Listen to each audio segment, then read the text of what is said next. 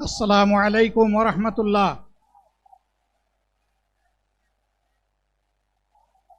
আসসালামু আলাইকুম ওয়া রাহমাতুল্লাহ। আলহামদুলিল্লাহি রাব্বিল আলামিন ওয়াসসালাতু ওয়াসসালামু আলা রাসূলিহিল কারীম ওয়া আলা আলিহি ওয়া সাহবিহি ওয়া আহলি বাইতি আজমাইন। বাংলাদেশ জামাত ইসলামী কর্তৃক আয়োজিত আজকের এই জাতীয় সমাবেশে উপস্থিত সম্মানিত জাতীয় নেতৃবৃন্দ, বন্ধু সংগঠনের নেতৃবৃন্দ, শহীদ পরিবারের গর্বিত সদস্যবৃন্দ, 24 জুলাই যোদ্ধাবৃন্দ, আপামর দেশবাসী এবং আমার সাংবাদিক বন্ধুগণ, আমি সর্বপ্রথম মহান রবের দরবারে শুকরিয়া আদায় করছি। ফ্যাসিবাদের পতনের পর অত্যন্ত অনুকূল পরিবেশে আল্লাহ রাব্বুল আলামিন আজকের এই সমাবেশটি করার আমাদেরকে তৌফিক এনায়েত করেছেন, আলহামদুলিল্লাহ। 2 দিন আগে ঝড়ধারায় বৃষ্টি ঝরেছে। অনেকে আশঙ্কা করেছিলেন কি হবে, মানুষগুলা সেদিন কি শান্তিতে বসে 2টি কথা শোনার সুযোগ পাবে? আল্লাহ রাব্বুল আলামিন আজকের দিনটা অনেকটা এয়ার কন্ডিশন করে দিয়েছেন, আলহামদুলিল্লাহ। বৃষ্টি নেই, তীব্র রোদও নেই। আল্লাহ তাআলার পক্ষ থেকে তার গোলামদের প্রতি এই যে মেহেরবানি, এর জন্য নত শিরে আরেকবার আমি শুকরিয়া আদায় করছি, আলহামদুলিল্লাহ। সম্মানিত বন্ধুগণ, যাদের ত্যাগ এবং কুরবানির বিনিময়ে 15.5 বছরের কঠিন অন্ধকার যুগের যাতাতলে পিষ্ট হয়ে যারা তিলে তিলে দুনিয়া থেকে নির্যাতিত হয়ে বিদায় নিয়েছেন,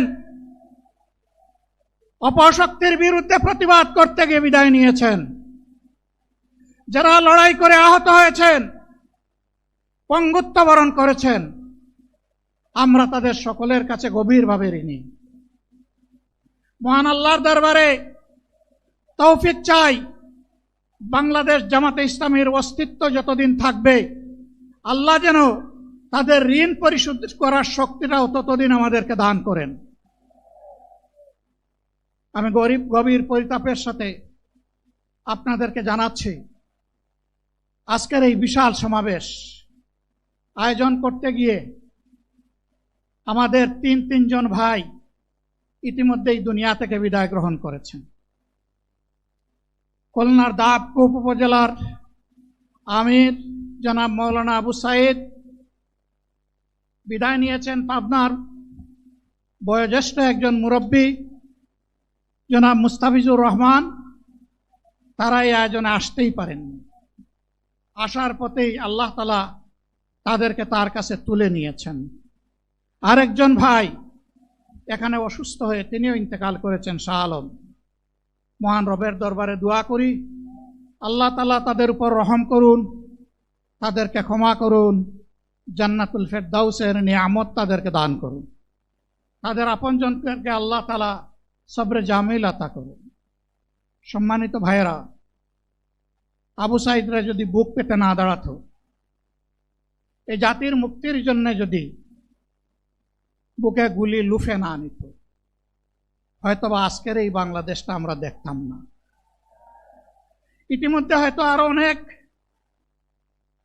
মানুষের জীবন ফ্যাসিবাদীদের হাতে চলে যেত। 24 জীবন বাজি রাখা এই যুদ্ধটা যদি না হতো,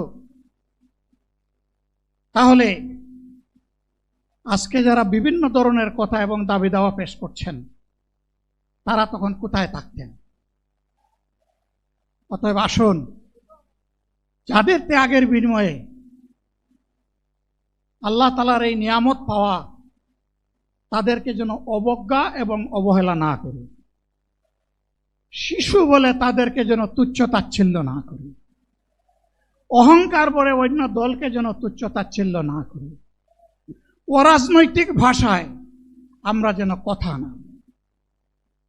যদি এগুলো আমরা পরিহার করতে না পারি, তাহলে বুঝতে হবে যারা পারবেন না, ফ্যাসিবাদের রূপ তাদের মধ্যে নতুন করে বাসা বেঁধেছে। আমরা আশা করব আমরা এগুলা করব না, কেউ এগুলা করবে না, বরঞ্চ রাজনৈতিক শিষ্টাচার রক্ষা করে জাতীয় ঐক্যের বীজতলাটা আমরা সবাই মিলে একসাথে তৈরি করব ইনশাআল্লাহ। সম্মানিত ভাইয়েরা, আসরের নামাজ আসন্ন, আরো অনেক বক্তা ছিলেন, তাদেরকে আমরা দিতে পারি নাই, আমরা দুঃখিত। এজন্য আমার লম্বা কথা বলার সুযোগ নেই। যারা এখানে কথা বলেছেন তারা আমার মনের কথাগুলোই তুলে ধরেছেন। আমি শুধু বলতে চাই, আগামীর বাংলাদেশটা কেমন হবে? আমি বলি আরেকটা লড়াই হবে ইনশাআল্লাহ। একটা লড়াই হয়েছে ফ্যাসিবাদের বিরুদ্ধে, আরেকটা লড়াই হবে দুর্নীতির বিরুদ্ধে ইনশাআল্লাহ। এই দুর্নীতির মূল উৎপাটন করার জন্য যা দরকার, আমরা তারুণ্য এবং যৌবনের শক্তিকে একত্রিত করে সেই লড়াইয়েও ইনশাআল্লাহ আমি জয়লাভ করব। প্রিয় ভাইয়েরা, জামাতে ইসলামী যে দুর্নীতিমুক্ত সমাজ গড়বে তার প্রমাণ কি? তার প্রথম প্রমাণ হচ্ছে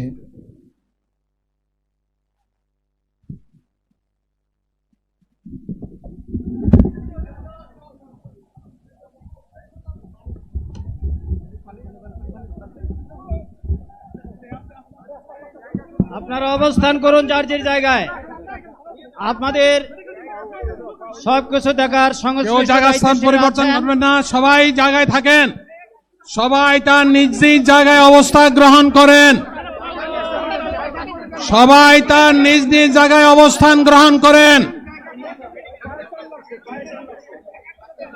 আপনারা নিজ নিজ জায়গায় থাকুন, প্রয়োজনীয় দিক নির্দেশনা দেওয়া হবে। আপনাদের উত্তেজিত উদ্বেলিত হওয়ার কোনো কারণ নেই। মহান রাব্বুল আলামিনের একান্ত মেহেরবানিতে আমাদের প্রোগ্রাম আলহামদুলিল্লাহ, শুকরান, আলহামদুলিল্লাহ কাসিরান। সম্মানিত ভাইয়েরা, আপনারা সম্মানিত ভাইয়েরা, আল্লাহ রাব্বুল আলামিনের রসের মেহমানিতে এই গরমের কারণে মাহদিল মুহতারাম আমিরে জামাত অচিরেই সুস্থ হয়ে যাবেন ইনশাআল্লাহ। আমি আল্লাহ তাআলার শুকরিয়া আদায় করি, আল্লাহ তাআলার শুকরিয়া আদায় করি আবার আপনাদের সামনে দাঁড়াতে পেরেছি। আমি বলেছিলাম দুর্নীতিমুক্ত বাংলাদেশ ইনশাআল্লাহ সবাইকে নিয়ে আমরা গড়ব।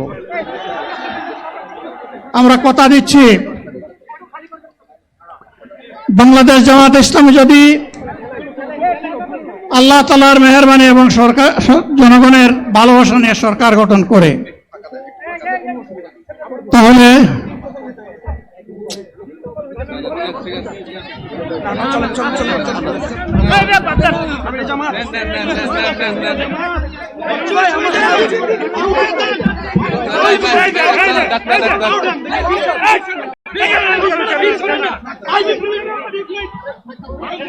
আপনারা নিজ নিজ জায়গায় অবস্থান করুন। আমাদের স্বেচ্ছাসেবকগণ আছেন, সংশ্লিষ্ট বিভাগের দায়িত্বশীলরা আছেন, তারা প্রয়োজনীয় ব্যবস্থা নেবেন। কারো মাইকের সামনে আসার দরকার নেই।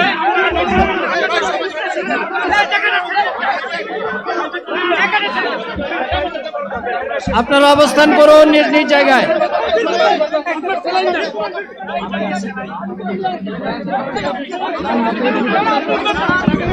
সবাই মেহেরবানি করে শান্ত হয়ে বসুন, শান্ত হয়ে বসুন, শান্ত হয়ে বসুন। বক্তব্য পড়ে ফেলেন আপনারা সকলে। আমিরে জামাত একটুখানি অসুস্থ হয়েছেন, গরমের কারণে হয়েছে, কিন্তু উনি বারবারই চেষ্টা করছিলেন বক্তব্য দেওয়ার জন্য। ডাক্তাররা বলছেন ওনার আর বক্তব্য রাখা ঠিক হবে না। ওনার যে বক্তৃতা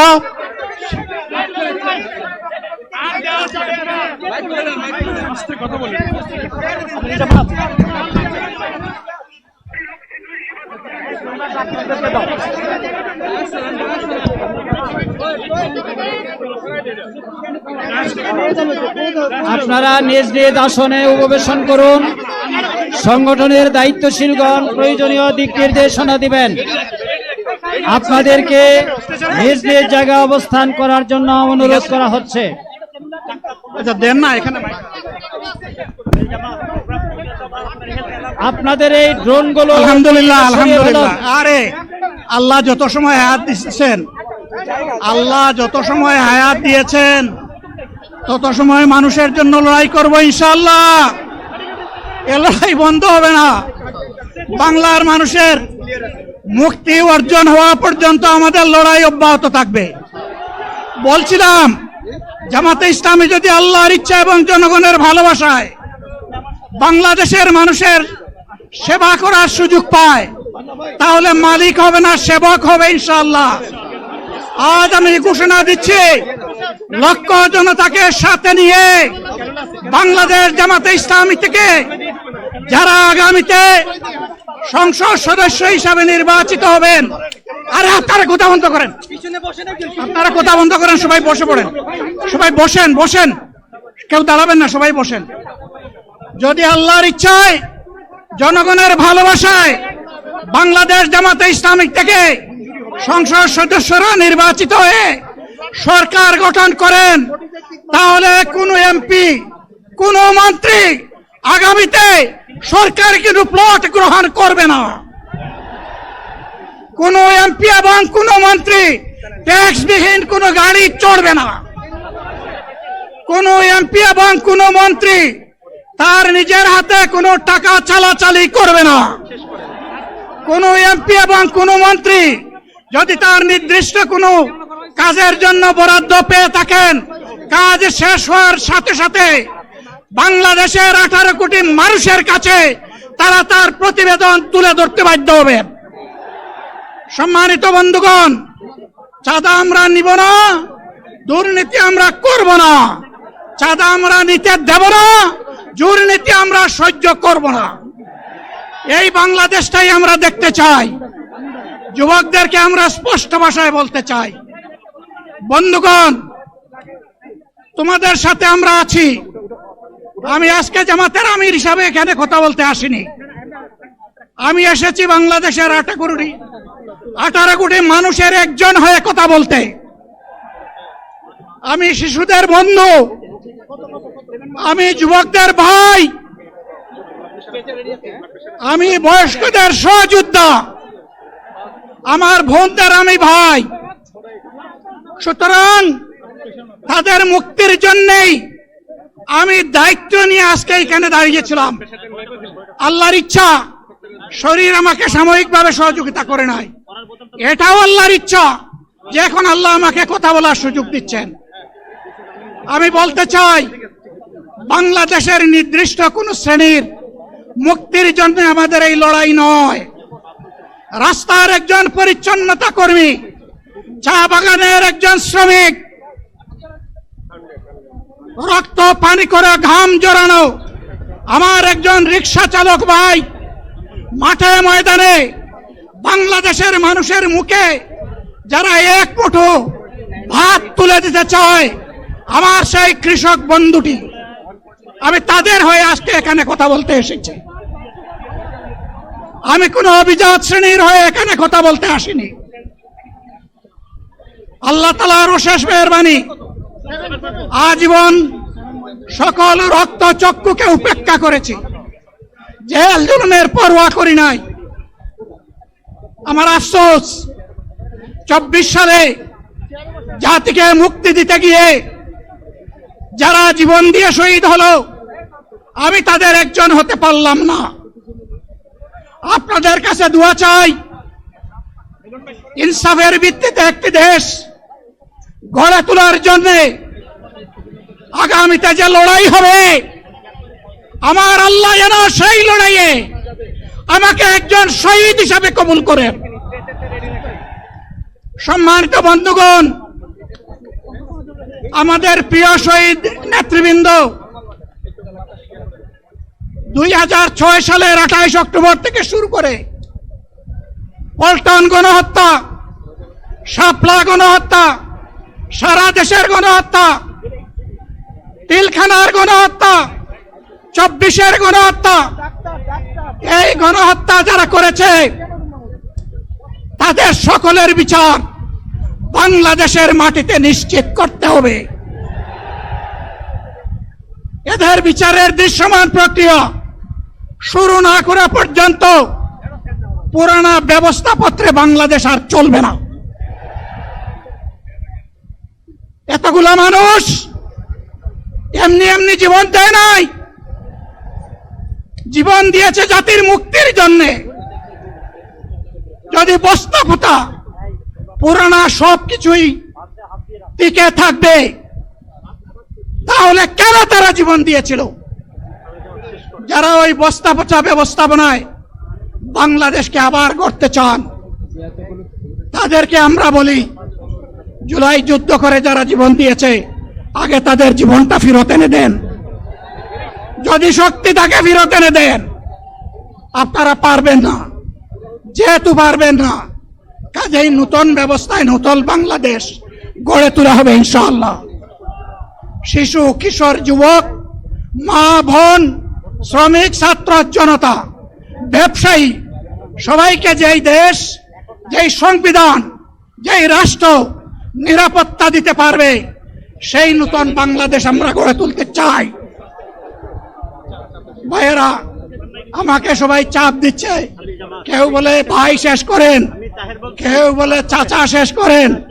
আমি তাদেরকে নিশ্চয়তা দিয়ে বলছি, আমার মৌত আমার আল্লাহ নির্ধারিত সময় থেকে 1 সেকেন্ড আগে হবে না, এবং হায়াত যা দিয়েছেন তার 1 সেকেন্ড আগেও আমি যাব না। অতএব মহান আল্লাহর কাছে আবারও তৌফিক চাই। আপনাদের কাছে যে কষ্ট হয়েছে, আপনারা, আমি তো এখানে শান্তিতে বসাচ্ছিলাম আর চতুর্দিকে শুধু দৃষ্টি বুলাচ্ছিলাম। কি কষ্ট হচ্ছে আমার ভাইদের। প্রিয় ভাইরা, এই কষ্ট আল্লাহর জন্য। এই কষ্ট কার জন্য? ইনশাআল্লাহ আল্লাহ তাআলা আপনাদেরকে তার উপযুক্ত যাজা দুনিয়ায় দিবেন, আখিরাতে দিবেন। আপনাদের এই ত্যাগের বিনিময়ে নতুন বাংলাদেশ আমরা পেয়ে যাব। আসুন সেই নতুন বাংলাদেশের জন্য একবার স্লোগান দিয়ে শেষ করি, নারায়ে তাকবীর। আসসালামু আলাইকুম ওয়া রাহমাতুল্লাহ।